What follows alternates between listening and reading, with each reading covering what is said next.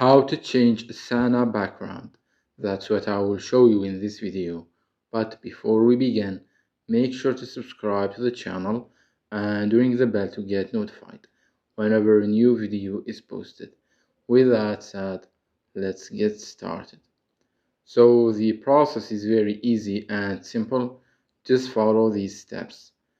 Go ahead and open up Asana.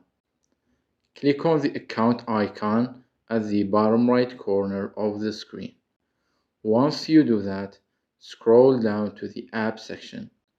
From there, click on display setting. As soon as you do that, a pop-up window will appear at the bottom, from which you can choose whether you want the app to be set on light, dark, or system mode. Let's set it to dark mode. As soon as you do that, the app appearance will be switched. So that was it for this video. That's how to change Asana background. If you have any questions, please leave them in the comments down below. With that said, see you in the next video.